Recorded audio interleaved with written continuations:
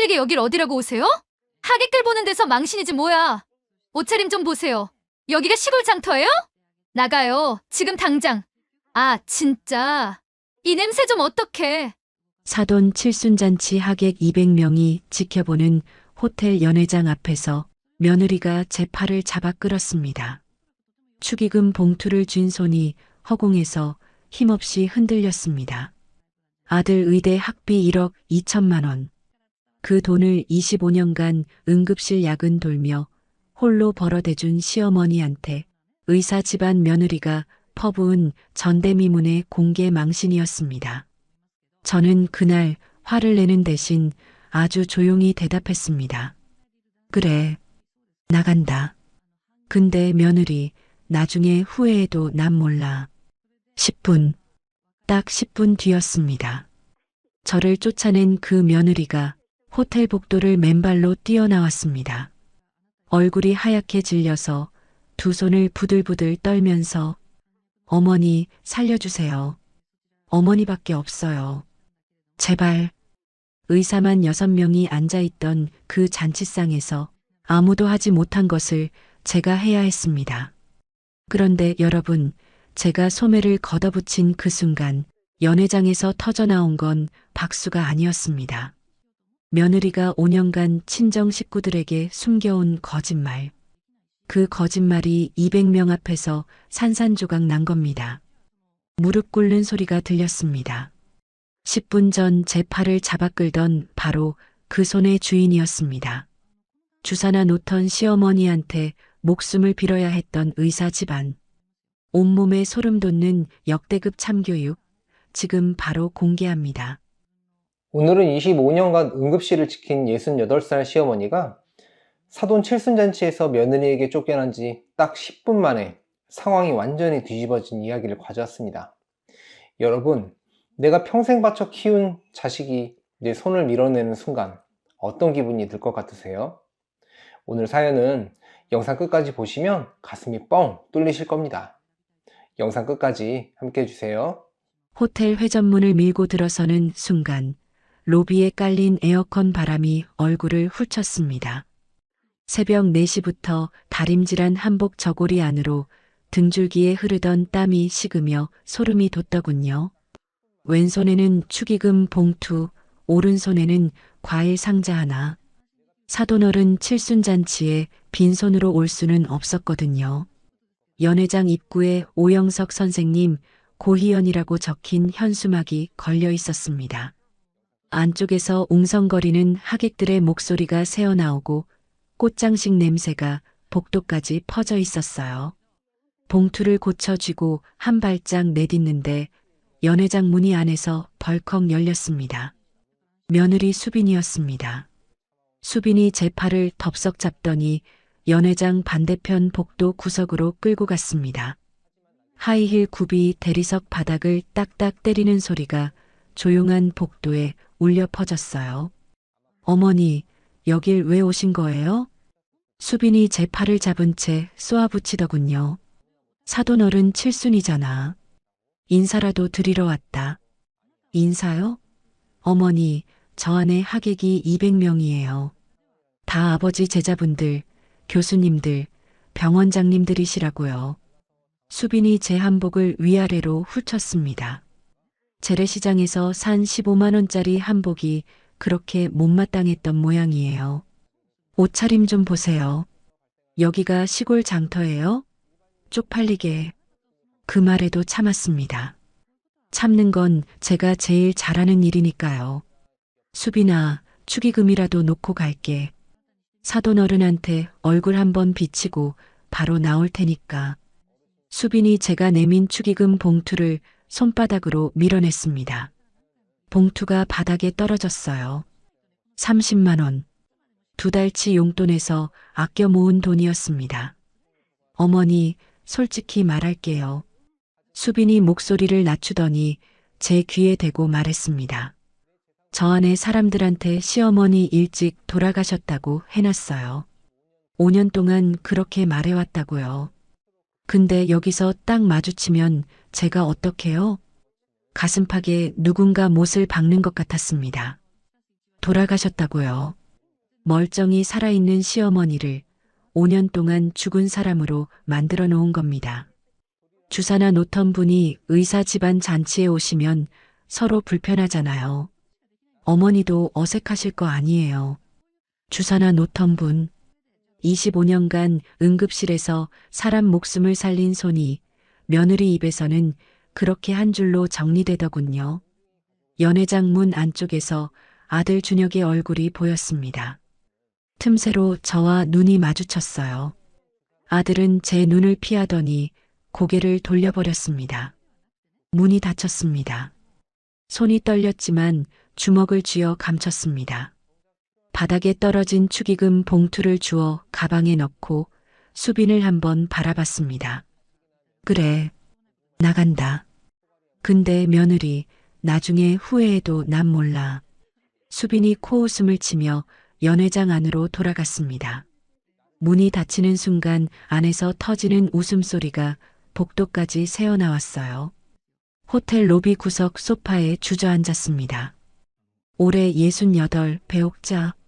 서울 한복판 종합병원 응급실에서 25년간 수간호사로 살았던 여자가 사돈 잔치상 입구에서 쫓겨나 혼자 앉아 있는 꼴이라니. 남편이 43세 쓰러졌을 때 준혁이가 겨우 15이었습니다. 장례를 치르고 사흘 만에 야간 근무에 복귀했어요. 낮에는 준혁이 도시락을 싸고 밤에는 응급실에서 피를 닦았습니다. 그렇게 6년을 버텨서 의대 학비를 댔습니다. 1억 2천만 원. 야간 수당 한 푼 안 쓰고 모은 돈이었어요. 준혁이가 의대 졸업식 날 학사모를 쓴 채 저한테 안겨서 울었습니다. 엄마, 이제 내가 효도할게. 엄마 고생 끝이야. 그 한마디가 25년 야근의 피로를 전부 녹여줬었죠. 5년 전 결혼식 날 수빈이 제 두 손을 꼭 잡으며 말했습니다. 어머니 덕분에 준혁이가 의사 됐잖아요. 저도 어머니 딸처럼 잘할게요. 그 손이 따뜻했던 게 아직 기억납니다. 그런데 수빈이 피부과 의원을 개원하고 나서 모든 게 달라졌더군요. 결혼 2년차 추석, 송편을 빚어들고 갔더니 수빈이 현관문을 열며 말했습니다. 아, 어머니. 오늘 친정 어머니 오시는 날인데 다음에 오시면 안 돼요? 준혁이한테 전화하면 대답은 늘 같았어요. 엄마, 수빈이가 요즘 의원 때문에 예민해서 그래. 좀 이해해줘. 설날에도 한가위에도 손녀 생일에도 대답은 똑같았습니다.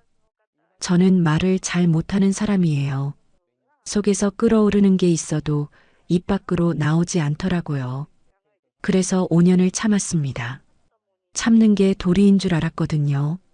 사돈어른 칠순 소식을 듣고 용돈에서 30만 원을 꺼내 봉투에 넣었습니다.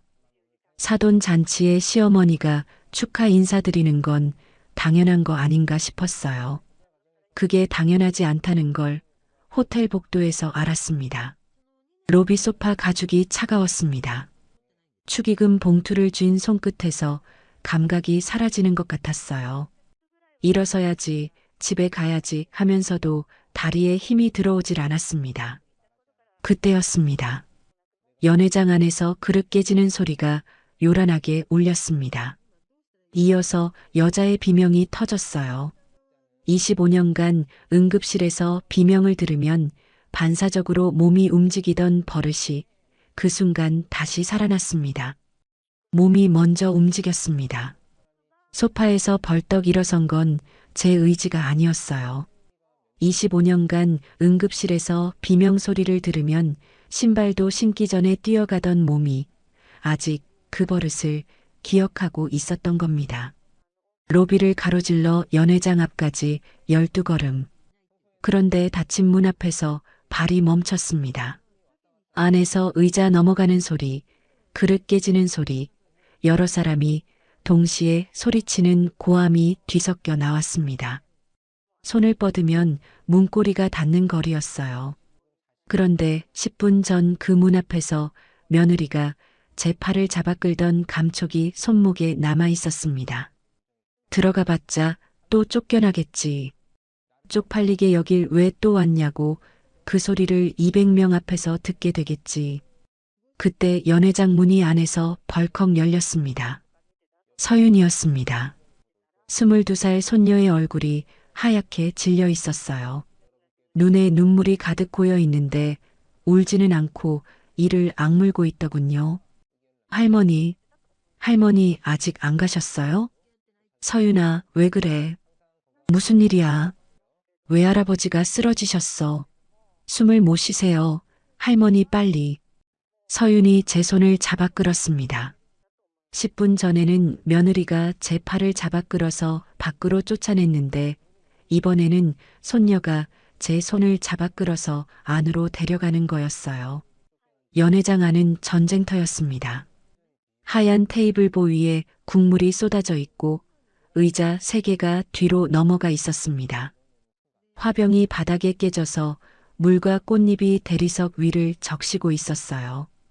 꽃 냄새와 음식 냄새가 뒤섞인 공기가 텁텁하게 코를 찔렀습니다.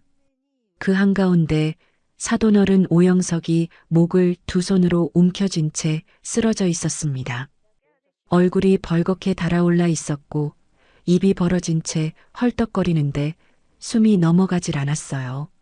칠순 축하 건배를 받다가 떡이 기도에 걸린 겁니다.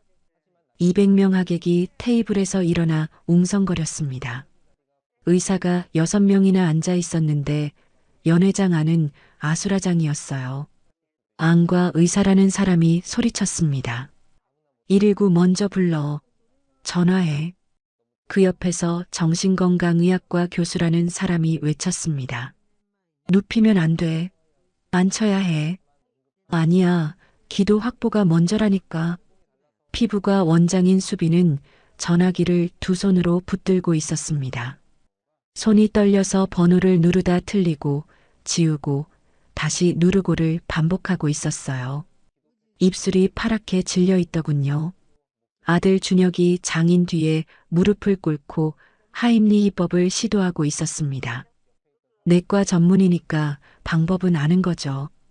그런데 오영석이 의자에 비스듬히 걸터 앉은 자세 그대로 쓰러져 있어서 뒤에서 감싸 안을 위치가 나오질 않았습니다. 게다가 오영석의 체격이 준혁보다 한 뼘은 더 컸어요. 준혁이 등을 두드리고 복부를 밀어보고 다시 등을 두드렸지만 떡 조각은 나오지 않았습니다. 여보, 왜 안 돼? 왜 안 나와? 수빈이 전화기를 놓치며 울먹였습니다. 오영석의 얼굴이 붉은색에서 보랏빛으로 변해가고 있었어요. 입술 끝이 파래지기 시작했습니다. 제가 응급실에서 수백 번 봐온 색깔이었어요. 저 색이 짙어지면 뇌에 산소가 끊기기 시작합니다. 시간이 없었습니다. 다리가 움직였습니다.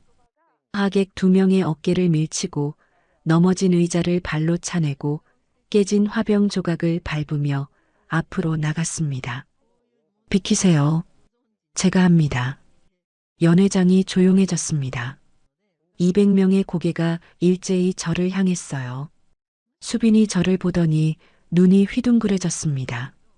어머니, 여기서 뭐 하세요? 나가라고 했잖아요. 귓전을 스치는 소리로 들렸습니다.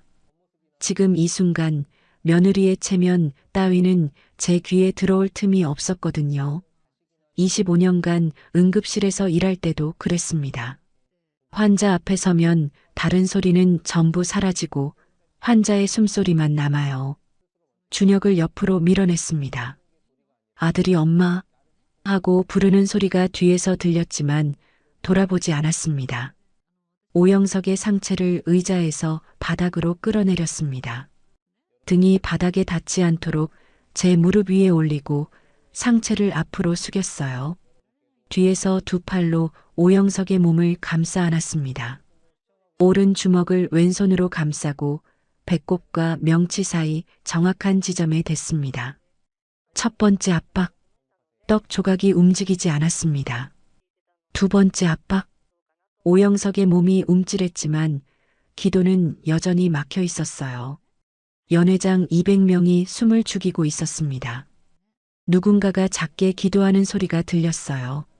세 번째 압박에 힘을 실었습니다. 25년간 응급실에서 갈고 닦은 두 손에 남아있는 모든 감각을 끌어모았습니다. 퍽!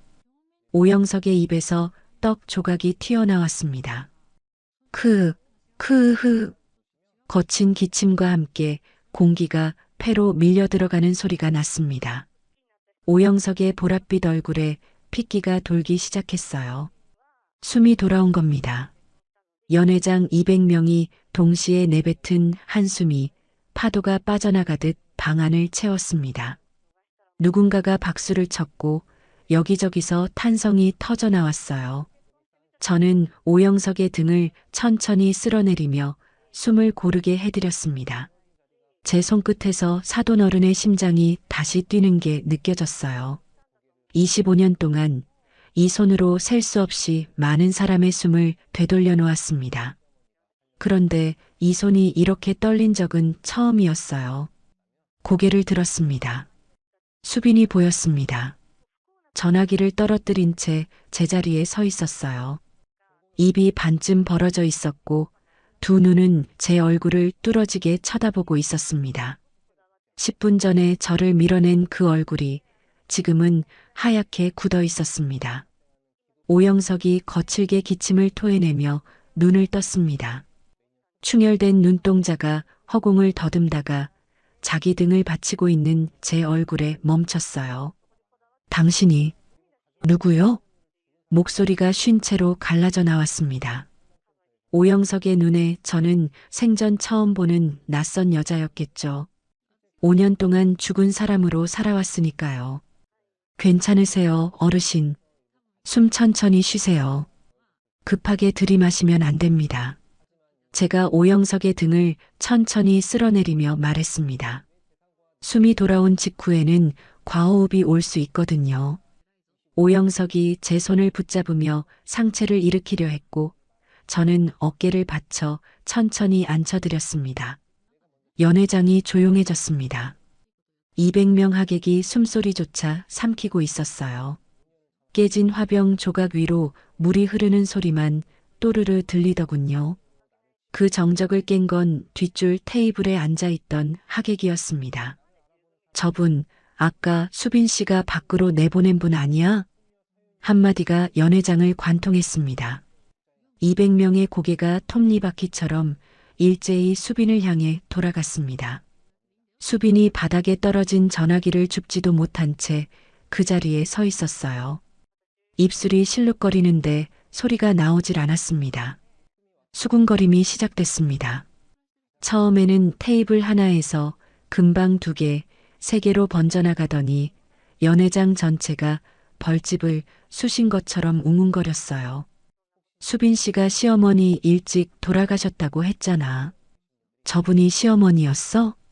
쫓아낸 지 10분도 안 돼서 돌아와서 목숨을 살린 거야? 세상에, 저러고도 사람이야? 한마디 한마디가 수빈의 등에 꽂히는 게 보였습니다. 수빈의 양 어깨가 앞으로 움츠러들었거든요. 오영석이 기침을 가라앉히고 제 손을 잡았습니다. 거칠한 손이었지만 힘이 있었어요. 사돈이요? 저를 올려다보는 오영석의 눈에 믿기지 않는다는 기색이 가득했습니다. 72년을 살아온 외과 의사의 눈에 5년간 죽은 줄 알았던 사돈이 자기 목숨을 살려낸 채 무릎을 꿇고 앉아 있으니 그럴 만도 했겠죠. 예, 사돈 어른. 준혁이 어머니 배옥자입니다. 제 목소리가 생각보다 담담하게 나왔습니다. 떨릴 줄 알았는데 떨리지 않더라고요. 손끝은 아직 떨리고 있었지만 목소리만큼은 25년간 응급실에서 환자 보호자에게 말하던 그 톤 그대로였습니다. 칠순 축하드립니다. 오영석의 눈에 물기가 어렸습니다. 입을 열었다가 닫았다가를 2번 반복하더니 고개를 돌려 수빈을 봤습니다. 수빈아. 낮은 목소리였습니다. 고함보다 무서운 목소리였어요. 응급실에서 진짜 화가 난 보호자들이 그랬거든요. 소리를 지르는 사람은 아직 여유가 있는 겁니다. 진짜 무서운 건 목소리를 낮추는 사람이에요. 시어머니 돌아가셨다고 했지? 수빈이 입술을 깨물었습니다. 그런데 이분이 방금 내 목숨을 살렸는데 이게 어떻게 된 일이냐? 물음표가 붙었지만 질문이 아니었습니다. 대답을 요구하는 게 아니라 대답할 수 없는 질문을 던진 거였어요. 아버지, 그게 제가 수빈의 목소리가 갈라졌습니다. 한마디를 더 이으려는데 입술만 벌름거리고 소리가 나오질 않았어요. 눈동자가 좌우로 흔들리며 도망갈 곳을 찾고 있었습니다. 그때 준혁이 앞으로 나섰습니다. 아버지, 지금 병원부터 가셔야 합니다. 상태 확인이 먼저예요. 준혁의 목소리에 다급함이 묻어 있었습니다. 장인을 걱정하는 마음이 반, 이 상황을 빨리 끝내고 싶은 마음이 반이라는 게 느껴졌어요. 아들이 30년 넘게 같이 산 제 앞에서 그 정도 속마음을 숨길 수 있겠습니까? 오영석이 준혁을 쳐다봤습니다. 닥쳐라. 단 3글자였습니다. 준혁이 말을 멈추고 뒷걸음질 쳤어요. 내 딸이 내 어머니를 쫓아냈는데 넌 뭘 했냐? 준혁의 얼굴이 빨갛게 달아올랐습니다. 입을 벌렸다가 닫고 시선을 바닥으로 떨어뜨렸어요. 200명 앞에서 아들이 고개를 숙이는 모습을 보는 건 사돈 어른에게 쫓겨나는 것보다 더 아팠습니다. 하객들 사이에서 웅성거림이 다시 번졌습니다. 25년 수간호사셨대. 남편 일찍 여의고 혼자서 아들 의대 보냈대. 학비가 얼마였대? 1억이 넘었다며. 그 아들이 저기 서 있는 내과 전문이라는데. 어머니가 피 토하며 벌어준 돈으로 의사 됐으면서 어머니 쫓겨나는 걸 보고만 있었다고? 말이 말을 낳고 이야기가 이야기를 낳았습니다. 제가 한마디도 한 적 없는 사연이 하객들 입에서 살이 붙고 뼈가 붙어 연회장을 돌아다녔어요. 사실과 다른 부분도 있었겠지만 뼈대는 틀리지 않았습니다. 수빈의 등이 점점 더 작아지는 게 보였습니다. 200명의 시선이 수빈을 에워싸고 있었거든요. 10분 전까지 이 자리의 주인공은 수빈이었습니다. 의사 집안 며느리, 피부과 원장, 사돈어른 칠순잔치의 안주인. 그 자리가 지금은 피고석이 되어버린 거였어요. 여러분, 저는 그 순간 시원하지 않았습니다. 사람이 저렇게 무너지는 걸 보는 게 즐거울 리가 없잖아요. 5년간 죽은 사람 취급을 당했으면서도 며느리가 저렇게 되는 게 마냥 후련하진 않더라고요. 그게 시어머니라는 자리인가 봅니다. 연회장 구석, 창가 테이블 뒤에서 서윤이 스마트폰을 내리고 있었습니다.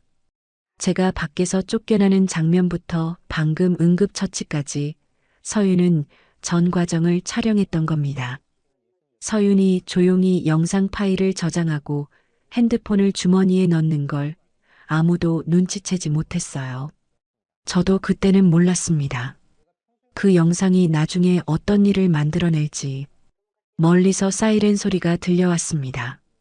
점점 가까워지더니 호텔 정문 앞에서 멈추었어요. 구급대원 2명이 들것을 밀고 연회장 안으로 들어왔습니다. 오영석의 혈압을 재고 산소 포화도를 체크하고 목과 가슴 쪽을 살피더군요. 구급대원 중 나이 지긋한 쪽이 저를 돌아봤습니다. 응급처치 하신 분이세요? 예. 정확하게 하셨습니다. 기도 이물질 제거, 타이밍도 위치도 정확해요. 이거 늦었으면 위험했습니다. 구급대원이 고개를 숙여 인사했습니다. 그 한마디에 주변 하객 5명이 다시 한번 저를 바라봤어요. 아까와는 다른 눈이었습니다. 10분 전 연회장 밖으로 쫓겨나던 여자를 보는 눈이 아니라 사람 목숨을 살린 사람을 보는 눈이었어요. 구급대원들이 오영석을 들것에 실었습니다. 오영석이 실려나가면서 제 손을 한 번 더 잡았어요. 말은 하지 않았지만 그 악력에 고마움이 담겨 있었습니다. 들것이 연회장 문을 나서고 수빈이 뒤를 따랐습니다. 하이힐 한쪽이 벗겨진 채 걸었어요. 다리가 풀려서 두세 번 비틀거렸지만 아무도 부축해주지 않았습니다. 10분 전까지 수빈에게 인사하고 축하하던 하객들이 지금은 눈길조차 주지 않았거든요. 저는 연회장 입구에 서서 구급차가 떠나는 것을 지켜봤습니다.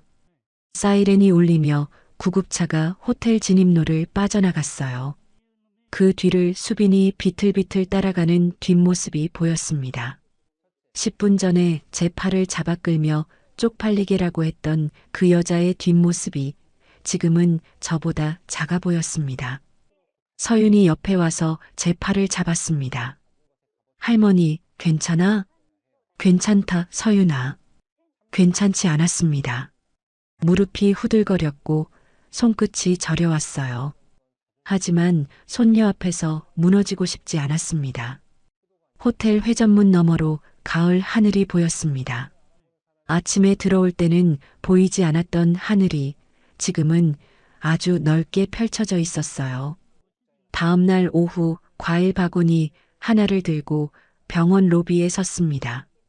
접수대 뒤편으로 소독약 냄새가 코끝을 스쳤어요. 25년간 맡아온 냄새인데 환자복 대신 한복 치마를 입고 서 있으니 어색하더군요.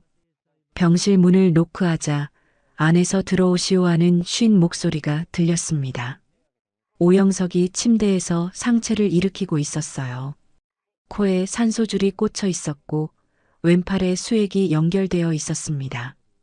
어제 보랏빛으로 변했던 얼굴에 핏기가 돌아와 있었지만 눈 밑에 그늘이 짙게 내려앉아 있었어요. 사돈어른, 좀 어떠세요? 덕분에 이렇게 살아서 누워있지. 오영석이 두 손을 내밀었습니다. 제 손을 잡더니 꽉 쥐었어요. 어제 들것에 실리면서 잡았던 것보다 악력이 세졌더군요. 살아있다는 걸 확인하듯이 꽉 쥐는 손이었습니다. 어제 그 자리에 사돈이 없었으면 나는 큰일 날 뻔했소. 119가 금방 왔으니까 괜찮으셨을 거예요. 허허, 사돈은 모르는 소리요. 내가 외과 의사로 40년을 살았는데 기도가 막히면 사분이 고비라는 건 나보다 사돈이 더 잘 알잖소. 119가 오기 전에 끝났을 수도 있었어. 오영석이 제 손을 놓지 않은 채 말을 이었습니다. 25년 응급실이면 전쟁터를 지킨 거요. 거기서 살아남은 사람이 내 목숨을 살렸는데 우리 수빈이가 그걸 주사나 놓던 사람이라고 했다면서? 하객들 사이에서 도는 이야기가 오영석 귀에까지 들어간 모양이었습니다. 제가 대답하기도 전에 오영석이 고개를 숙였어요. 내가 딸을 잘못 가르쳤소. 사돈한테 면목이 없소. 72세, 은퇴한 외과 의사, 칠순잔치에 200명이 모일 만큼 넓은 인맥을 가진 사람이 고개를 숙이고 있었습니다. 사돈어른, 고개 드세요. 수빈이를 너무 나무라지 마세요. 뭐요? 젊은 사람들이 체면을 중요하게 여길 수 있잖아요. 의사 집안 잔치에 간호사 출신 시어머니가 오면 불편할 수도 있는 거고, 수빈이 입장도 이해 못하는 건 아니에요. 거짓말이었냐고요. 반은 진심이고 반은 거짓말이었습니다. 이해 못하는 건 아니에요. 다만 이해한다는 것과 아프지 않다는 건 다른 문제거든요. 오영석이 한참 동안 제 얼굴을 들여다봤습니다. 무슨 생각을 하는지 알 수 없는 눈이었어요. 사돈, 당신은 참 대단한 사람이요. 그 한마디만 남기고 오영석이 고개를 돌려 창밖을 바라봤습니다. 병실 창으로 가을 햇살이 비스듬히 들어와 하얀 이불 위에 네모난 빛을 만들고 있었어요. 한편 같은 시각 아들 집에서는 전혀 다른 이야기가 오가고 있었습니다. 수빈이 거실 소파에 앉아 다리를 떨고 있었어요. 커피잔을 들었다 놓았다를 반복하는데 잔 안에 커피가 출렁거리고 있었습니다. 어머니가 잔치에 불쑥 나타나서 우리 체면이 다 깎였잖아. 수빈이 건너편에 서 있는 준혁에게 쏘아붙였습니다. 이게 다 당신이 관리를 못해서 그래. 어머니한테 오지 말라고 미리 얘기했어야지. 준혁이 부엌 싱크대에 기대선 채 바닥을 보고 있었습니다. 근데 수빈아, 엄마가 아버지 살린 건 사실이잖아. 119 오면 됐을 걸 쓸데없이 나서서 더 소란 만든 거야. 그것 때문에 하객들이 다 알게 됐잖아. 시어머니가 살아계신 거. 준혁이 고개를 들었습니다. 무슨 말을 하려는 듯 입을 벌렸다가 수빈의 눈을 보더니 다시 닫았어요. 그리고 부엌으로 들어가 물을 한 잔 따랐습니다. 등을 돌린 채요. 아들이 그 자리에서 한마디도 하지 못하는 것을 저는 보지 못했습니다. 하지만 서윤이가 봤습니다. 그날 저녁 서윤이한테 전화가 왔어요. 할머니, 어제 엄마가 할머니한테 한 짓 내가 영상으로 다 찍었어. 영상?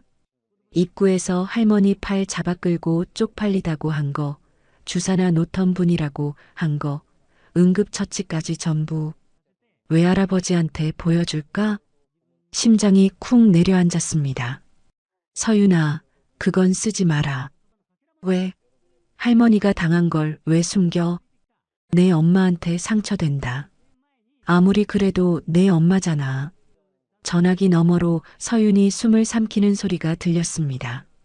한참 침묵이 흐르더니 서윤이 말했어요. 할머니, 나 할머니 딱 하나만 닮기 싫은 거 있어. 뭔데? 참는 거.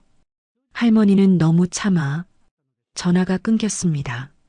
서윤이 화가 나면 먼저 전화를 끊는 버릇이 있거든요. 15살 때부터 그랬습니다. 서윤은 제 만류를 듣지 않았습니다.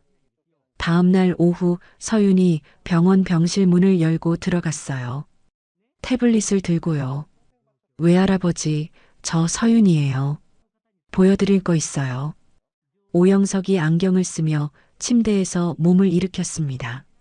서윤이 태블릿 화면을 오영석 앞에 놓고 재생 버튼을 눌렀습니다. 화면 속에서 수빈이 옥자의 팔을 잡아 끌고 있었어요. 쪽팔리게 여길 어디라고 오세요?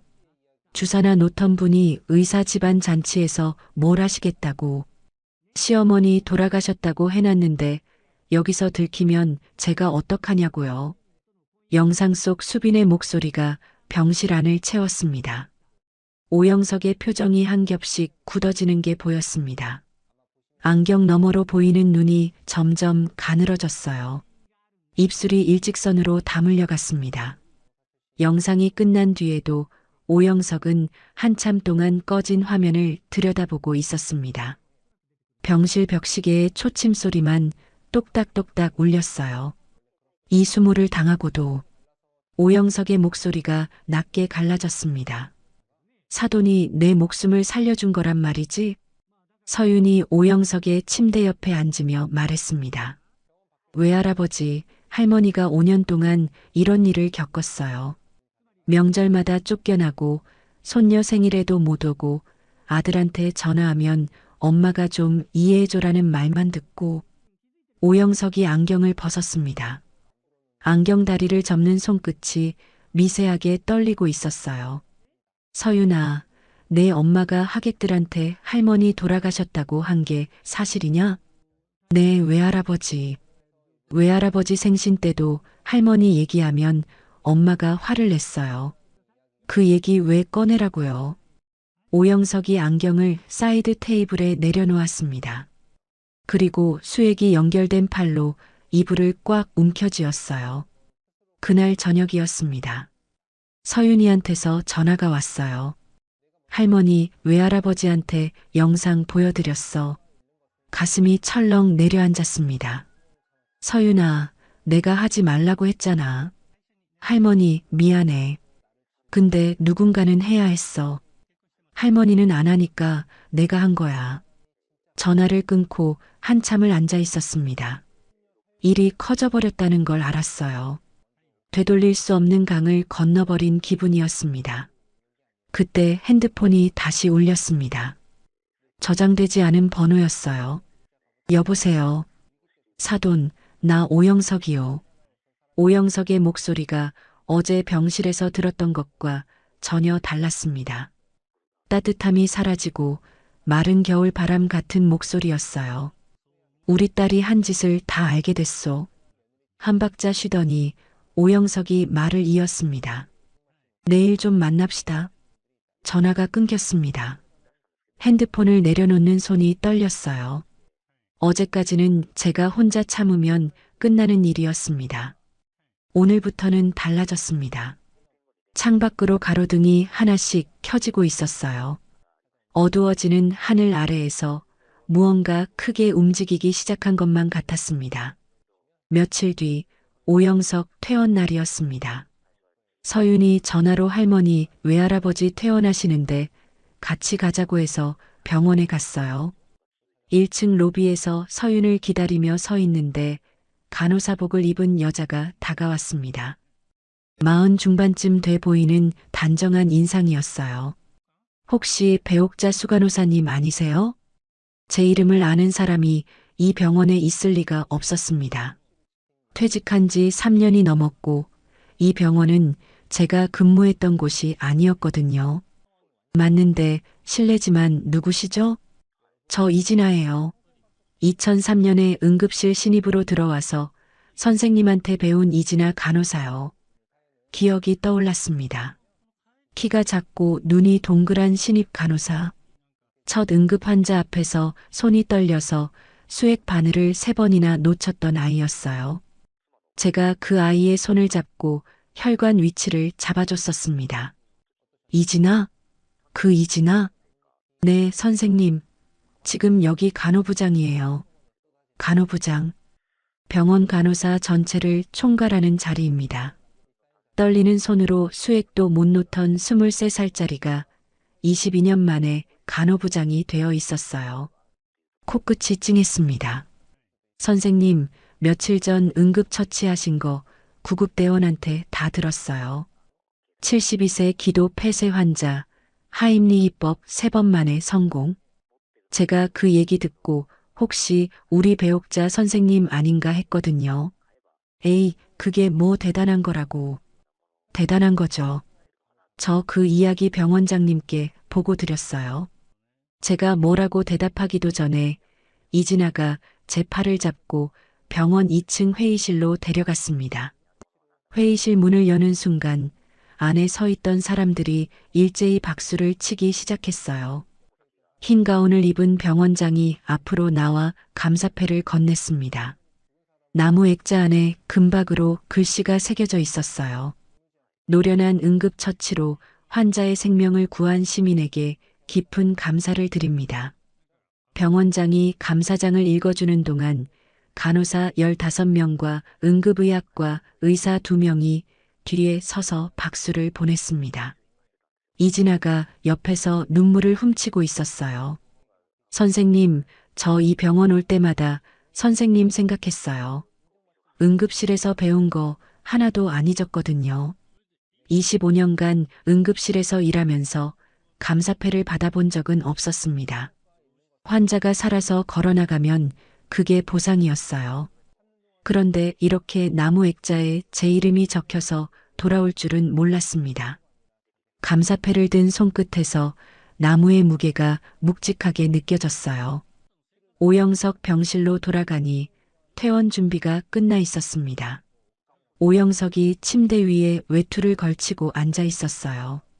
제가 들어서자 안경 너머로 감사패를 보더니 입꼬리가 올라갔습니다. 사돈, 그거 뭐요? 아, 이거요. 병원에서. 허허, 다 들었소? 이진아 간호부장이 사돈 제자라면서 내 주치의한테도 소문 다 퍼졌더만. 오영석이 침대에서 내려오며 말했습니다. 사돈, 앞으로 명절이든 생일이든 우리 집에 오시오. 내 은인이 내 집에 못 오면 그건 말이 안 되는 거요. 오영석이 제 손을 꼭 잡았습니다. 며칠 전 병실에서 잡았을 때보다 힘이 더 세졌더군요. 퇴원하는 사람의 손이 이렇게 힘이 있을 수가 있나 싶었어요. 사돈 어른 감사합니다. 그 말밖에 나오지 않았습니다. 5년 동안 아들 집 현관문 앞에서 돌아서기만 했던 사람한테 누군가가 집 문을 열어준다는 건 생각보다 큰 일이었거든요. 병원 정문을 나서니 서윤이 기다리고 있었습니다.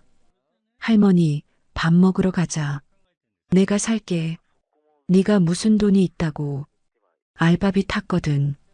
할머니 맨날 나 사주기만 했으니까 오늘은 내 차례야. 서윤이 데려간 곳은 병원 앞 분식집이었습니다. 빨간 플라스틱 의자, 스테인리스 젓가락, 형광등 불빛. 칠순잔치가 열렸던 호텔 연회장과는 하늘과 땅 차이였지만 서윤이 앞에 앉으니 마음이 편했어요. 떡볶이 한 접시, 순대 한 접시, 어묵탕 하나. 서윤이 떡볶이를 제 접시에 먼저 덜어주며 말했습니다. 할머니, 나 간호사 된 것도 할머니 때문인 거 알지? 내가 뭘 했다고. 할머니처럼 사람 살리는 사람이 되고 싶었어. 서윤이 떡볶이를 입에 넣으며 씩 웃었습니다. 그 웃는 얼굴을 보는데 서윤이가 갓 태어났던 날이 떠올랐어요. 22년 전, 분만실 앞에서 초조하게 서성거리고 있었습니다. 문이 열리고 간호사가 보자기에 쌓인 아기를 안고 나왔어요. 제가 먼저 받았습니다. 손바닥 2개를 합친 것보다 작은 몸이 세상에서 가장 따뜻했어요. 그때 수빈이 분만실 안에서 힘없이 말했습니다. 어머니, 서윤이 안아주세요. 수빈의 얼굴에 땀이 범벅이었지만 웃고 있었어요. 그 미소가 진심이었다는 건 지금도 알고 있습니다. 그때만 해도 이 가족이 이렇게 될 줄은 몰랐어요. 어디서부터 어긋난 걸까? 그걸 알면 다시 돌릴 수 있었을까? 할머니, 왜 그래? 떡볶이 맵지? 응, 좀 맵다. 맵지 않았습니다. 눈에 물기가 차오르는 걸 감추려고 한 말이었어요. 그 주말 오영석의 초대를 받았습니다. 서윤이 골라준 연보라색 블라우스를 입고 오영석 자택에 갔어요. 대문을 열고 들어서자 현관에서 오영석의 아내, 그러니까 사돈 어머니가 기다리고 있었습니다. 어머, 사돈. 어서 오세요. 사돈 어머니가 제 2손을 꼭 잡았습니다. 따뜻한 손이었어요. 오영석과 달리 부드럽고 조용한 사람이었는데 손에는 힘이 가득했습니다. 우리 영감 살려주셔서 정말 고맙습니다. 고맙다는 말로는 모자라요. 아이고, 사돈 어머니. 저는 당연한 일을 한 건데요. 당연한 일을 못하는 사람이 수두룩한 세상에서 그게 당연한 거예요? 식탁에 요리가 가득했습니다. 갈비찜, 잡채, 전, 미역국. 사돈 어머니가 직접 만든 거라고 했어요. 아침부터 장을 봐서 준비했다더군요. 남의 집 밥상 앞에 앉아서 이렇게 대접을 받는 게 얼마만인지 모르겠습니다. 오영석이 소주병을 따며 말했습니다. 사돈, 한잔합시다. 예, 사돈 어른. 오영석이 잔을 들어 올렸어요. 25년간 응급실을 지킨 사람이면 우리 의사들보다 더 대단한 거요. 수술대 위에서 환자 살리는 거야 장비가 있으니까 하는 거지만 맨손으로 현장에서 살리는 건 경험 아니면 못하는 거요. 오영석이 잔을 부딪혔습니다.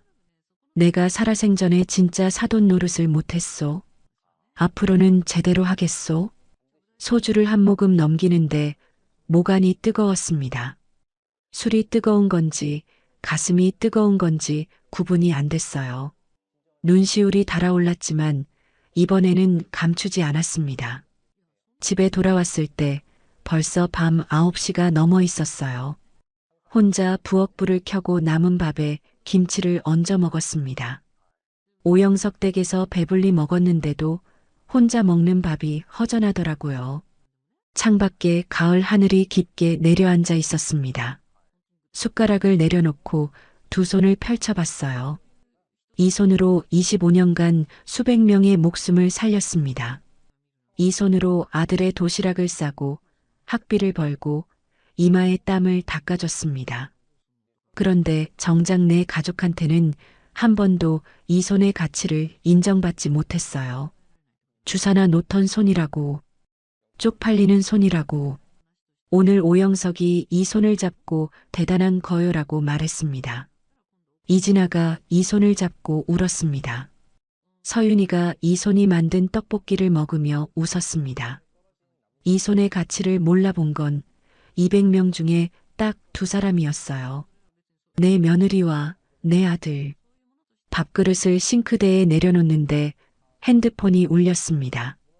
준혁이었습니다. 엄마, 급하게 할 얘기가 있어. 우리 집으로 좀 와. 준혁의 목소리가 떨리고 있었어요. 평소에 엄마 수빈이 예민해서 당분간 오지 말라고 하던 아들이 오라고 했습니다. 수도꼭지에서 물이 떨어지는 소리가 똑똑 부엌을 채웠습니다. 무언가 크게 바뀌려고 하고 있었습니다. 다음 날 아침 준혁이네 아파트 현관문을 열고 들어섰습니다. 신발장 위에 서윤이 선물한 가을꽃 화분이 놓여 있었는데 물을 안 줬는지 잎이 아래로 축 처져 있었어요. 거실로 들어서니 수빈이 소파에 앉아 있었습니다. 테이블 위에 서류 뭉치가 펼쳐져 있었어요. 커피잔이 3개 놓여 있었는데 수빈 것만 절반쯤 비어 있었고 나머지 둘은 손도 대지 않은 상태였습니다. 준혁은 거실 창가에 서서 바깥을 보고 있었어요. 제가 들어와도 고개를 돌리지 않더군요. 어머니, 앉으세요. 수빈의 목소리가 평소와 달랐습니다. 날카롭지도 차갑지도 않았어요. 오히려 의사가 환자한테 말하는 것처럼 또박또박하고 침착했습니다. 그게 더 불길하더라고요. 소파에 앉자 수빈이 테이블 위 서류를 손가락으로 톡톡 두드렸습니다. 노인 치매 정밀검진 의뢰서라는 글자가 눈에 들어왔어요. 그 옆에 가정 내 갈등 조정 신청서라고 적힌 서류가 나란히 놓여 있었습니다. 어머니, 아버지한테 뭐라고 하셨어요? 무슨 말이야? 아버지가 갑자기 전화해서 며느리로서 부끄럽지 않냐고 하셨거든요. 어머니가 아버지한테 동정심을 파신 거 다 알아요. 수빈이 서류를 제 앞으로 밀어놓았습니다. 손톱이 길고 깔끔하게 다듬어져 있었어요. 피부가 원장답게 손 관리가 완벽했습니다. 그 손이 밀어놓은 서류 위에 치매라는 2글자가 적혀 있었어요. 어머니, 솔직히 말씀드릴게요. 수빈이 다리를 꼬고 앉으며 서류를 펼쳤습니다. 어머니 요즘 기억도 자주 깜빡하시잖아요. 초대도 안 했는데 잔치에 불쑥 오시고 사돈어른 앞에서 제가 거짓말했다는 식으로 말씀하시고 이런 게 다 치매 초기 증상이에요. 목구멍이 막히는 것 같았습니다. 치매라고요. 25년간 응급실에서 수백 명의 환자 차트를 외우고 약물 용량을 그램 단위로 계산하고 의사 지시를 한 번도 틀린 적 없던 머리를 가지고 치매라고요. 가족이 동의하면 검진 진행할 수 있거든요. 어머니를 위해서 드리는 말씀이에요. 수빈이 볼펜을 꺼내 서류 맨 아래 보호자 동의 칸을 톡톡 두드렸습니다. 마치 이게 당연한 절차인 것처럼, 마치 자기가 어머니 건강을 걱정하는 착한 며느리인 것처럼. 저는 25년간 병원에서 일한 사람이에요. 치매 검진이 가족 동의만으로 강제로 진행되지 않는다는 걸 모를 리가 없습니다. 본인이 거부하면 끝이에요. 수빈도 의사니까 그걸 모를 리 없었어요. 이건 검진이 목적이 아니었습니다. 서류를 들이밀어서 겁을 주고 제 입을 막으려는 거였어요. 그때 준혁이 창가에서 돌아섰습니다. 엄마, 수빈이 말이 틀린 건 아니야. 아들의 입에서 나온 첫마디가 그것이었습니다. 요즘 엄마가 좀 예전 같지 않은 것 같기도 하고, 사돈 잔치에 갑자기 온 것도 그렇고, 다리에서 힘이 빠졌습니다. 사돈 칠순잔치에 축의금 들고 간 게 치매 증상이라는 겁니다. 시어머니가 사돈 잔치에 인사 간 게 이 집에서는 비정상인 거예요. 준혁아, 아들을 불렀습니다. 아들이 저를 봤어요. 그 눈에서 미안함이 보였지만 미안함 뒤에 숨어 있는 건 비겁함이었습니다. 아내 앞에서 어머니 편을 들 배짱이 없는 거예요. 30년 넘게 같이 산 아들이에요. 그 정도는 알아요. 저는 아무 말도 하지 않았습니다. 서류를 밀어내지도 소리를 지르지도 않았어요. 다리에 힘을 줘서 소파에서 일어섰습니다. 그리고 현관으로 걸어갔어요. 어머니, 서류 놓고 가시면 안 돼요? 수빈이 뒤에서 불렀지만 대답하지 않았습니다. 현관문을 열고 나왔어요. 문이 닫히는 소리가 등 뒤에서 쿵 울렸습니다. 복도에서 엘리베이터를 기다리는데 무릎이 후들거렸습니다. 벽에 손을 짚고 간신히 서 있었어요. 아들이 쫓아나올 줄 알았습니다. 엄마, 미안해. 내가 잘못했어. 그 한마디를 하려고 나올 줄 알았어요. 엘리베이터가 왔습니다. 아들은 나오지 않았어요. 그날 오후 수빈의 공격이 시작됐습니다. 칠순잔치에 참석했던 하객들의 휴대폰에 메시지가 도착했어요. 수빈이 보낸 거였습니다. 칠순잔치 때 소동 일으킨 분은 시어머니가 맞으시고요. 치매 초기 증상이 있으신 분이에요. 초대받지도 않았는데 잔치에 난입해서 소동을 벌리신 거예요. 아직 정확한 진단은 안 나왔지만 가족들이 검진을 진행 중이에요. 이 메시지를 나중에 서윤이한테 전해 들었을 때 귀가 멍멍해지는 기분이었습니다. 사돈어른 목숨을 살린 응급처치가 치매 환자의 난입으로 둔갑한 거예요. 수빈은 여기서 멈추지 않았습니다. 피부과 의원 직원을 시켜 보건소에 민원을 넣었어요. 의사 면허 없는 사람이 잔치장에서 환자에게 의료행위를 했다는 내용이었습니다. 하임리히법은 의료행위가 아닙니다. 일반인도 할 수 있는 기본 응급처치예요. 소방서에서 시민들한테 가르치는 거라고요. 수빈이 그걸 모를 리 없었어요. 피부과 전문이잖아요. 그런데도 민원을 넣은 겁니다. 법적으로 되든 안 되든 민원이 접수됐다는 사실 자체가 저한테 압박이 되니까요. 경찰서나 보건소에서 연락이 오면 겁을 먹을 거라고 생각한 거예요. 여러분, 저는 그날 저녁 혼자 부엌에 앉아 있었습니다. 전기밥솥에서 보온 불빛만 빨갛게 켜져 있었어요. 밥을 지어놓고도 수저를 꺼내지 못하겠더라고요. 준혁이한테 전화가 왔습니다. 엄마, 그래. 미안한데 당분간 우리 집에 오지 마. 제가 아침에 나올 때 기다렸던 말이 전화기를 통해 날아왔습니다. 아들이 쫓아나와서 할 줄 알았던 미안해는 없었고 대신 오지 마가 왔어요. 수빈이가 많이 예민해져서 이러다 가정이 깨질 것 같아. 엄마가 좀 참아줘. 참아줘. 그 한마디가 모든 걸 말해주고 있었습니다. 아들한테 저는 참아야 하는 쪽이고 수빈이는 달래야 하는 쪽이었어요. 1억 2천만 원을 벌어 의대 보내준 어머니보다 치매 검진서를 들이민 아내가 더 무서운 거였습니다. 알았다. 두 글자만 말하고 전화를 끊었습니다. 전화기를 내려놓는 손에 감각이 없었어요. 1억 2천만 원. 25년 야근. 수백 명의 목숨. 사돈어른의 목숨. 그 어떤 것도 소용없이 저는 다시 문전박대를 당한 겁니다. 호텔 복도에서 쫓겨나고 아들 집 현관에서 쫓겨나고 전화기 너머로 또 쫓겨났어요. 현관 문틀을 잡고 간신히 몸을 지탱했습니다. 부엌 형광등이 지직거리며 깜빡였어요. 불빛이 흔들릴 때마다 벽에 비친 제 그림자도 흔들렸습니다. 서윤이한테 전화가 왔습니다. 받지 않았어요. 손녀 앞에서 무너지고 싶지 않았거든요. 2번, 3번 울려도 받지 않았습니다. 30분쯤 지났을까요?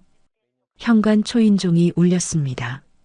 문을 열자 서윤이 서 있었어요. 이마에 땀이 송골송골 맺혀 있었습니다. 뛰어온 거였어요. 학교에서 여기까지 지하철 2번을 갈아타고도 모자라 역에서 뛰어온 게 얼굴에 써 있었습니다. 할머니, 전화 왜 안 받아? 엄마가 또 뭐라고 했어? 저는 대답하지 못했습니다. 현관 문턱에 쪼그려 앉아 있는 꼴이 서윤이한테 다 보였을 거예요. 서윤이 제 앞에 쪼그려 앉더니 두 팔로 저를 안았습니다. 할머니, 나 있잖아. 내가 있잖아. 22살짜리 손녀의 팔이 세상에서 제일 단단하게 느껴졌습니다. 서윤이 등에 얼굴을 묻으니 서윤이 교복에서 나던 것과 같은 섬유유연제 냄새가 났어요. 이 아이는 아직 그 냄새가 나는구나 하는 생각이 들었습니다. 얼마나 그렇게 있었는지 모르겠어요. 서윤이 제 등을 토닥토닥 두드리고 있었습니다.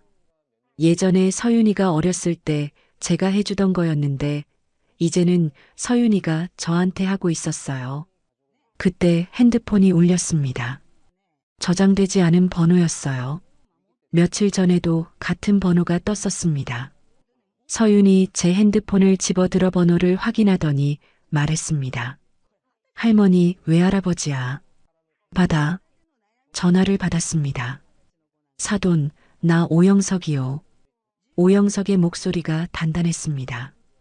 병원에서 퇴원할 때 진짜 사돈 노릇을 하겠소라고 했던 그 목소리가 아니었어요. 더 무거웠습니다. 우리 딸이 한 짓을 다 알게 됐소. 한 박자 쉬더니 오영석이 말했습니다. 치매 어쩌고 하면서 사돈을 모함한 것도 보건소에 허위 민원 넣은 것도 다 알고 있소. 심장이 쿵 내려앉았습니다.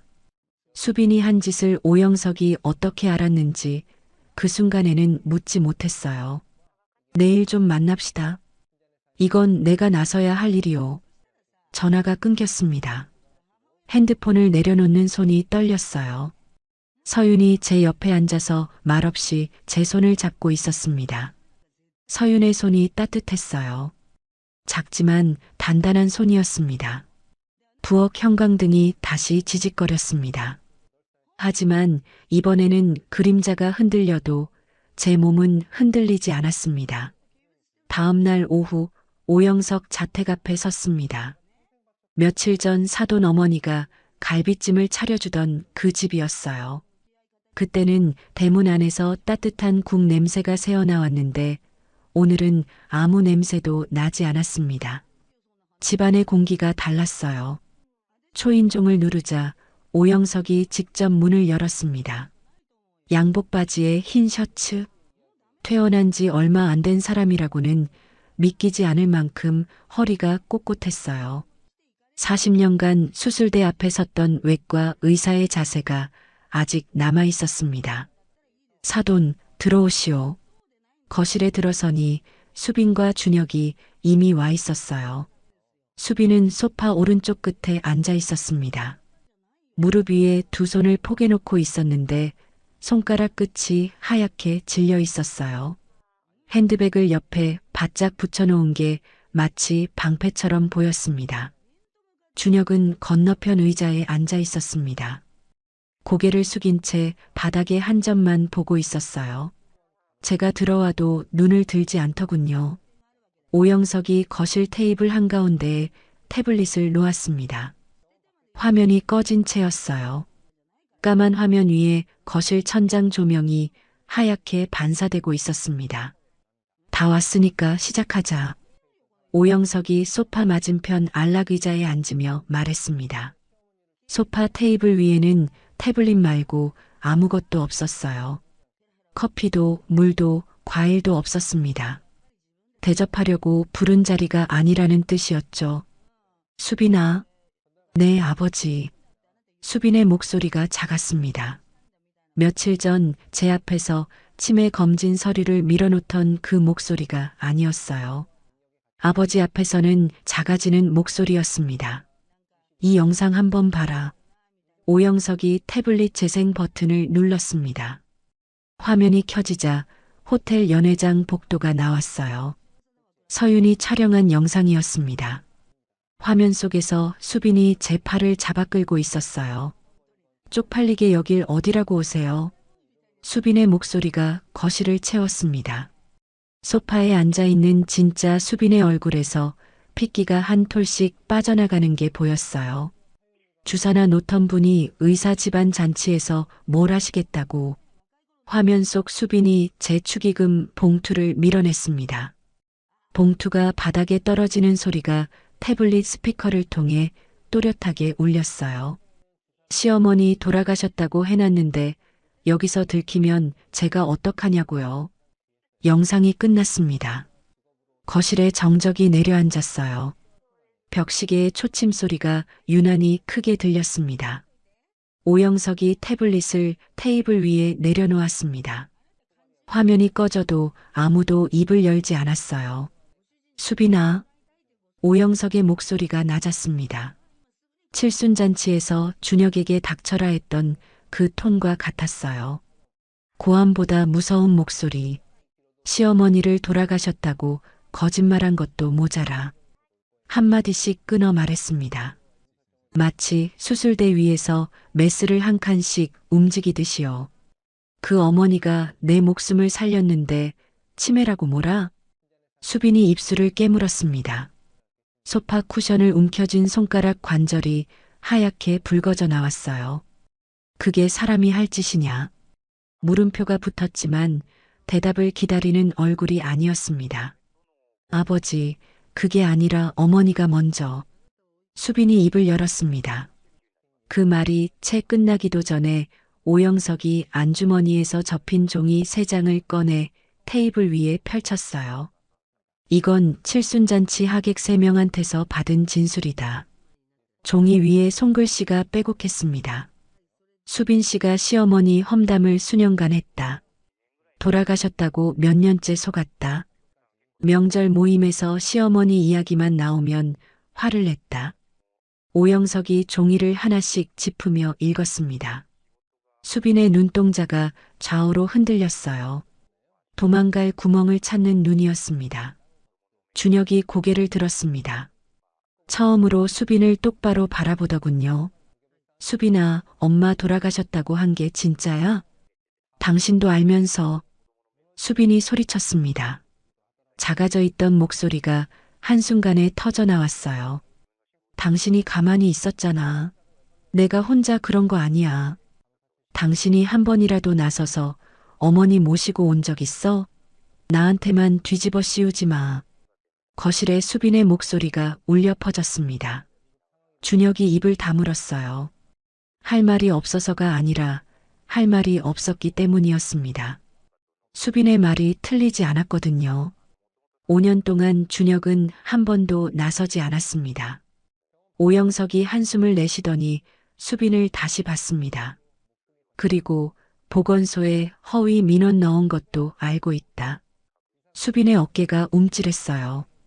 하임리히법은 일반인도 할 수 있는 응급처치야. 소방서에서 시민한테 가르치는 걸 의료행위라고 신고해. 의사 아버지한테 이런 거짓말이 통할 줄 알았냐? 오영석이 안경을 벗었습니다. 안경 없는 눈이 수빈을 똑바로 쏘아봤어요. 수빈아, 이건 무고다. 무고. 2 글자가 거실 공기를 얼어붙게 만들었습니다. 수빈의 입술이 파르르 떨리기 시작했어요. 그때 현관에서 발소리가 들렸습니다. 서윤이 거실로 들어왔어요. 교복 대신 청바지에 흰 티셔츠를 입고 있었는데 얼굴이 단단하게 굳어 있었습니다. 엄마, 이것도 있어. 서윤이 핸드폰을 꺼내 화면을 수빈 앞에 들이밀었습니다. 화면에는 메시지 스크린샷이 줄줄이 이어져 있었어요. 엄마가 하객들한테 보낸 메시지. 시어머니가 치매 초기다. 잔치에 난입했다. 가족이 검진 중이다. 스크린샷 전부 모았어. 수빈이 서윤을 올려다봤습니다. 딸의 얼굴을 보는 눈에 배신감이 서려 있었어요. 서윤아, 네가 이걸 왜? 왜냐고? 서윤이 핸드폰을 내리며 말했습니다. 목소리가 떨리지 않았어요. 할머니가 5년 동안 참았잖아. 명절마다 쫓겨나고 손녀 생일에도 못 오고 죽은 사람 취급당하고, 근데 할머니가 외할아버지 목숨을 살렸는데 그 할머니를 치매라고 뭐라? 엄마, 그건 사람이 하는 짓이 아니야. 서윤의 목소리가 거실을 가로질렀습니다. 22살짜리의 말이 36살 의사의 말보다 무거웠어요. 수빈이 의자 팔걸이를 움켜쥐었습니다. 손가락이 하얗게 질렸어요. 고개가 천천히 아래로 내려갔습니다. 오영석이 안경을 다시 쓰며 말했습니다. 수빈아, 네가 한 짓을 정리해보자. 시어머니를 5년간 죽은 사람으로 만들었다. 잔치에 온 시어머니를 200명 앞에서 쫓아냈다. 그 시어머니가 내 목숨을 살리자 치매라고 몰고 허위 민원까지 넣었다. 한 문장씩 읽어 내려갈 때마다 수빈의 등이 한 치씩 구부러졌습니다. 이 중에 하나라도 틀린 게 있냐? 수빈이 대답하지 못했어요. 입술만 떨리고 소리가 나오지 않았습니다. 수빈이 소파에서 미끄러져 내려왔습니다. 무릎이 바닥에 닿는 소리가 퍽 하고 울렸어요. 아버지, 제가 잘못했어요. 목소리가 갈라져 나왔습니다. 한 번만 봐주세요. 앞으로 잘할게요. 어머니한테도 잘할게요. 제발이요. 두 손을 모으고 고개를 숙이고 아버지 앞에 무릎을 꿇었습니다. 며칠 전 제 앞에서 치매 검진 서류를 밀어놓던 그 당당한 어깨가 지금은 떨리고 있었어요. 오영석이 자리에서 일어섰습니다. 수빈을 내려다보는 눈이 차가웠어요. 72년을 살아온 외과 의사의 눈에 딸의 무릎 꿇은 모습이 어떻게 보였을까요? 네가 한 짓은 네가 감당해라. 오영석이 돌아서며 말했습니다. 나는 내 목숨을 살린 사돈편이다. 수빈이 고개를 들었습니다. 아버지의 등이 보였을 거예요. 평생 자기 편이었던 아버지의 등이 돌아서는 걸 본 거였습니다. 아버지, 부르는 소리에 오영석이 멈추지 않았어요. 서재 쪽으로 걸어 들어가더니 문을 닫았습니다. 거실에 수빈의 흐느낌만 남았습니다. 준혁이 의자에서 일어났어요. 수빈 쪽으로 가는 줄 알았습니다. 그런데 준혁은 수빈을 지나쳐서 제 앞에 와서 섰습니다. 그리고 무릎을 꿇었어요. 엄마. 준혁의 눈이 빨갛게 부어 있었습니다. 언제부터 울고 있었는지 몰랐어요. 내가 잘못했어. 수빈이 눈치만 보면서 엄마를 5년 동안 혼자 두었어. 아들의 이마가 제 무릎에 닿았습니다. 따뜻했어요. 이 아이가 15살에 아버지를 잃었을 때도 이렇게 제 무릎에 이마를 묻고 울었었습니다. 1억 2천만 원 벌어서 의대 보내준 엄마한테 나는 한 번도 제대로 된 밥 한 끼 못 사드렸어. 준혁의 어깨가 들썩였어요. 엄마가 사돈어른 살린 날 나는 장인어른 등을 두드리면서도 위치를 못 잡았어. 엄마가 밀어내고 3번 만에 해낸 걸 나는 못했어. 의사라는 놈이. 아들의 머리카락에 흰 것이 섞여 있었습니다. 39. 제가 야간 응급실을 뛰어다니던 나이에 아들은 벌써 흰머리가 나고 있었어요. 저는 아무 말도 하지 않았습니다. 아들의 머리를 한참 동안 내려다보다가 손을 올려 쓰다듬었어요. 흰머리가 섞인 아들의 머리카락이 손가락 사이로 빠져나갔습니다. 여러분, 어머니라는 사람은 이상합니다. 5년 동안 쌓인 서러움이 녹아내릴 만큼 아들의 한마디가 크게 들리거든요. 용서할 수 있느냐고요? 모르겠습니다. 다만 이 아이의 머리카락에 흰 것이 섞여 있다는 게 마음이 아팠어요. 거실을 나왔습니다. 현관에서 신발을 신는데 뒤에서 발소리가 따라왔어요. 서윤이었습니다. 그런데 서윤이 저를 따라온 게 아니었습니다. 서윤은 현관 밖 계단에서 준혁을 기다리고 있었어요. 아빠. 준혁이 눈을 비비며 나왔습니다. 서윤이 아버지 앞에 서서 말했어요. 아빠도 공범인 거 알지? 준혁이 멈췄습니다. 5년 동안 할머니가 쫓겨날 때마다 아빠는 뒤돌아섰잖아. 명절마다 엄마가 좀 이해해줘. 그 말로 때웠잖아. 서윤의 목소리에 떨림이 없었습니다. 아까 거실에서 수빈에게 했던 것보다 더 담담했어요. 엄마에게는 분노가 있었지만 아빠에게는 실망이 있었던 겁니다. 오늘 운 건 외할아버지가 나서준 거지. 아빠가 한 건 아무것도 없어. 준혁이 아무 말도 못했습니다. 계단 난간을 잡고 서서 한참 동안 움직이지 못했어요. 서윤이가 돌아서서 저한테 왔습니다. 할머니, 가자. 서윤이 제 팔을 잡았습니다. 아파트 계단을 내려가는데 등 뒤에서 준혁의 기척이 느껴졌어요. 쫓아오지는 않았습니다. 계단에 서서 저희가 내려가는 걸 보고만 있었겠죠. 밖으로 나오자 가을 하늘이 높았습니다. 은행나무 잎이 노랗게 물들어 있었어요. 바람이 불 때마다 잎사귀가 후두둑 떨어져 발밑에 쌓였습니다. 오영석 집 대문 앞에서 서윤이 물었습니다. 할머니, 괜찮아? 괜찮다. 이번에는 거짓말이 아니었습니다. 완전히 괜찮은 건 아니었지만 어제 현관 문틀을 잡고 서 있던 때보다는 괜찮았어요. 5년 동안 혼자 삼키고 있던 것이 오늘 전부 쏟아져 나왔습니다. 시원하냐고요. 시원하다기보다는 가슴에 박혀있던 무언가가 빠져나간 자리가 텅 비어 있었어요. 그 빈자리를 뭘로 채워야 할지는 아직 모르겠지만 적어도 못이 박혀 있는 것보다는 나았습니다. 서윤이 제 손을 잡았습니다. 서윤의 손이 따뜻했어요. 할머니, 오늘 저녁은 내가 해줄게. 계란말이 해줄까? 네가 계란말이를 할 줄 알아? 할머니가 가르쳐줬잖아. 12살 때. 맞았습니다.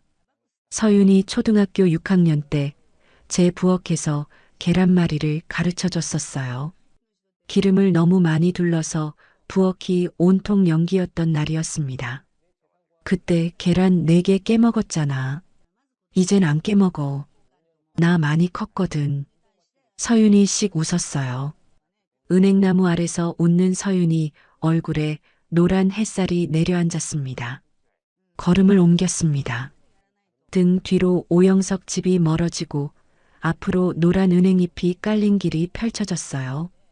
서윤의 손을 잡고 걷는 발걸음이 가벼웠습니다. 일주일 후 수빈이 보건소에 넣었던 민원이 기각됐습니다. 보건소 담당자가 제게 전화로 알려줬어요. 배옥자님, 접수된 민원 검토 결과 하임리히법은 의료행위에 해당하지 않아 기각 처리됐습니다.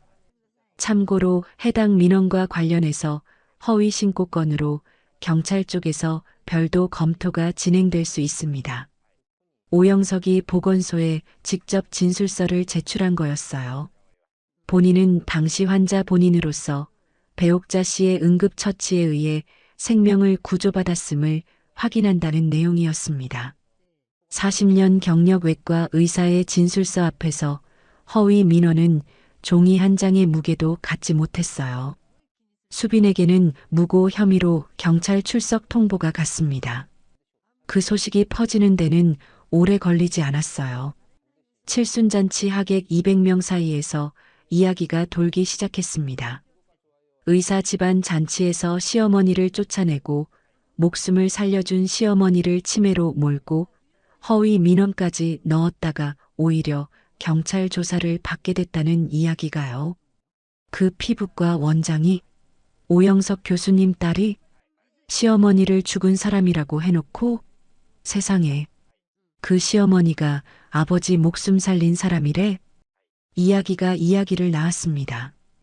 의료계라는 게 넓은 것 같아도 좁은 동네거든요. 병원 관계자들 사이에서 소문이 돌고 피부과 학회 모임에서 수군거림이 번졌어요.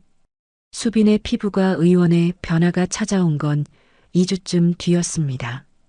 하루에 서너 통씩 예약 취소 전화가 들어왔어요. 단골 환자가 원장님 개인 사정 때문에 좀 불편해서요라며 다른 병원으로 옮겼다는 이야기를 서윤이한테 전해 들었습니다. 한편 같은 시각 저는 전혀 다른 곳에 서 있었어요. 보건소 2층 강의실. 접이식 의자 20개가 반원형으로 놓여 있었고 그 위에 동네 어르신들이 앉아 계셨습니다. 가장 앞줄에 앉은 할머니가 지팡이를 세워놓고 안경을 고쳐 쓰고 있었어요. 뒷줄에서는 할아버지 두 분이 보청기를 만지작거리고 계셨습니다. 오영석이 추천해준 자리였어요. 지역 보건소에서 운영하는 노인 건강교실 강사직. 25년 간호 경력을 살려서 어르신들한테 응급처치와 건강관리를 가르치는 일이었습니다. 오늘은 기도에 뭔가 걸렸을 때 대처하는 법을 배워보겠습니다. 어르신 20분 앞에서 말하는데 목소리가 떨리지 않았어요. 200명 앞에서 비키세요. 제가 합니다라고 했던 그 입이니까요. 실습용 인형을 앞에 놓고 배꼽과 명치 사이 위치를 짚어드렸습니다. 어르신들이 한 분 한 분 따라하시는 걸 보는데 응급실에서 신입 간호사한테 수액 놓는 법 가르치던 때가 떠올랐어요.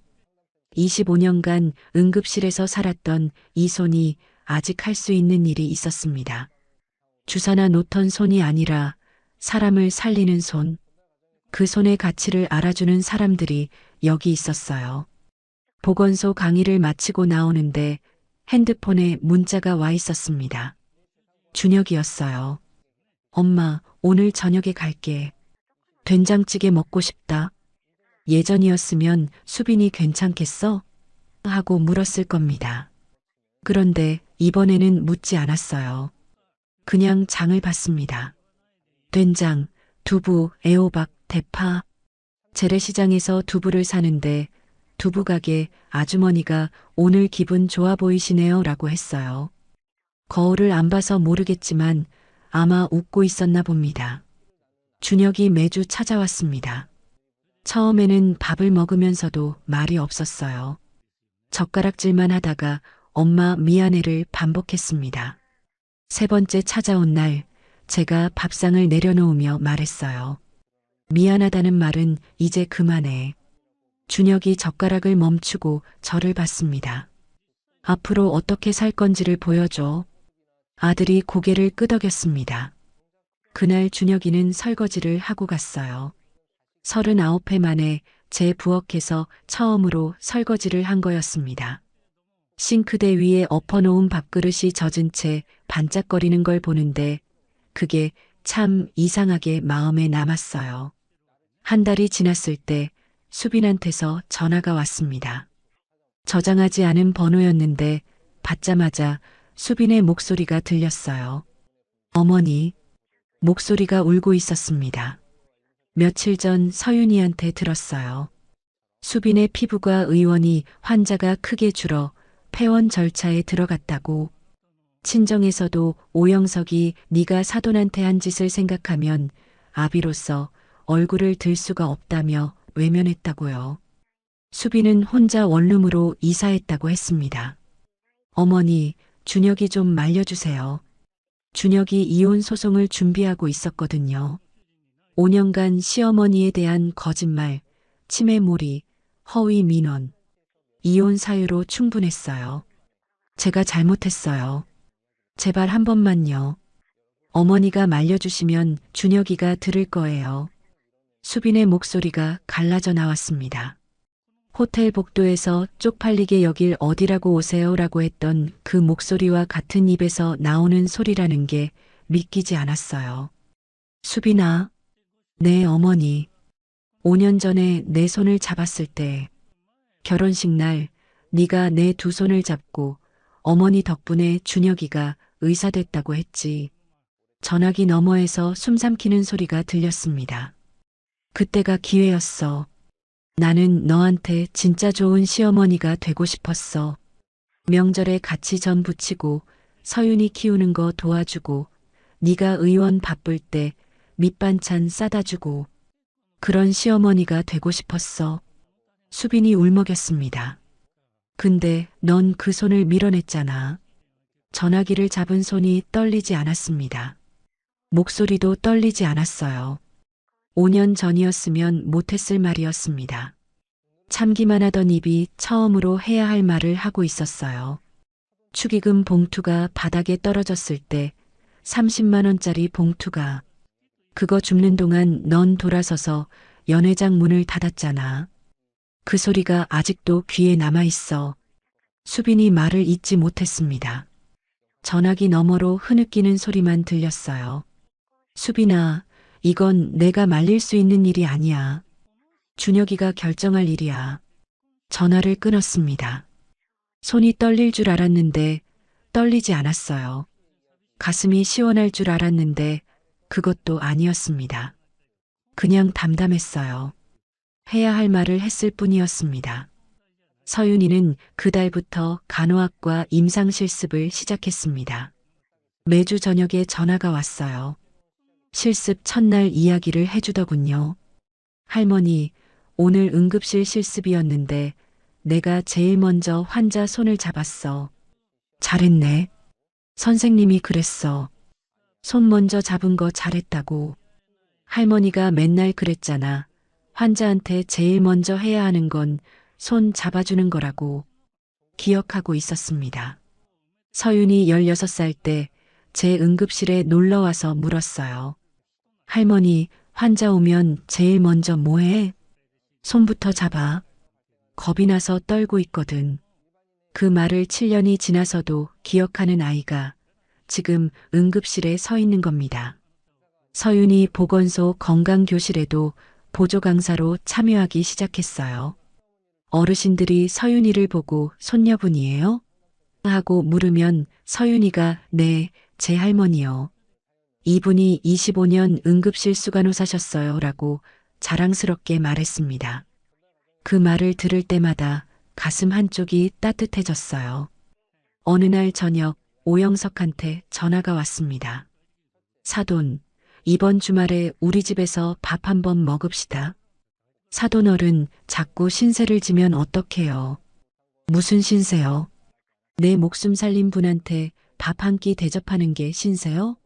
진짜 사돈 노릇을 이제야 하는 것 같소? 오영석이 전화기 너머로 웃었습니다. 72세 외과 의사의 웃음소리가 따뜻했어요. 사돈 어른 감사합니다. 전화를 끊고 창밖을 봤습니다. 가을이 깊어지고 있었어요. 은행나무 잎이 거의 다 떨어져서 가지 사이로 하늘이 훤히 보였습니다. 보건소 건강교실에서 어르신들에게 응급처치를 가르치던 어느 날이었습니다. 실습을 마치고 정리하는데 앞줄에 앉았던 할머니 한 분이 접이식 의자에서 일어나며 물었어요. 선생님, 전에 뭘 하셨어요?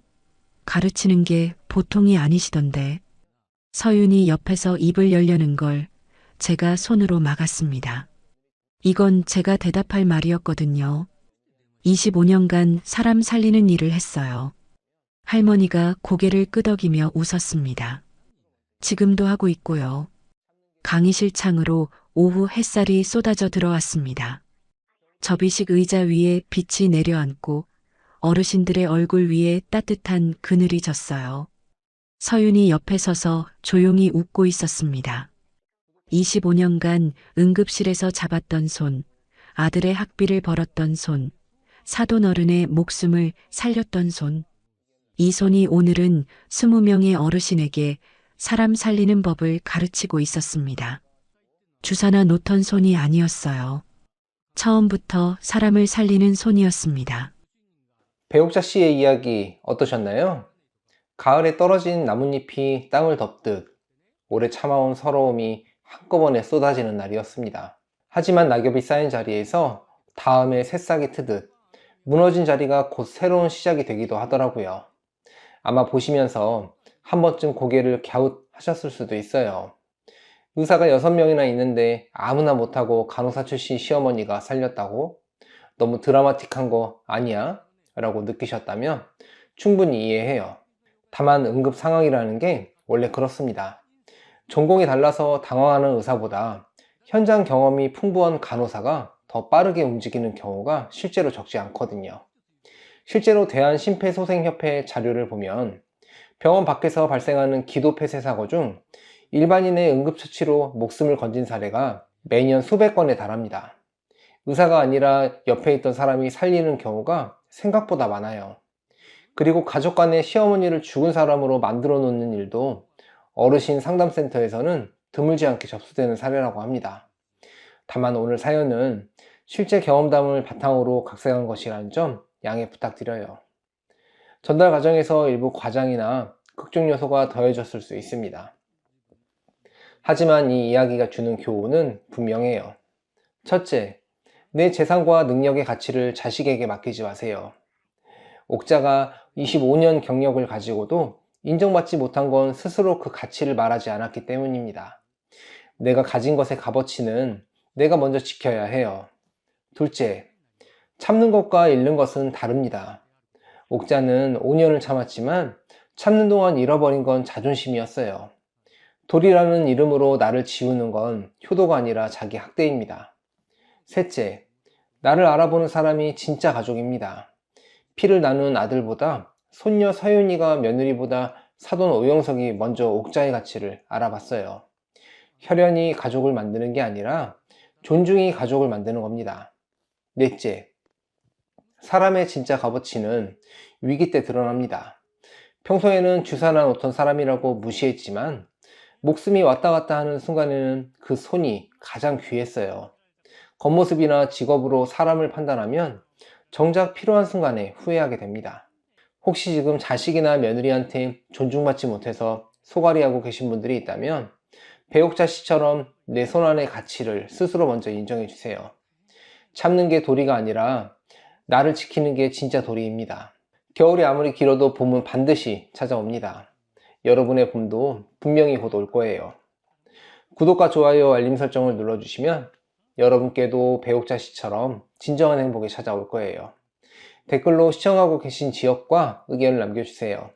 순잔의 사연 다음에도 재미있는 사연으로 또 찾아뵙겠습니다. 항상 건강하시고 행복하세요. 감사합니다.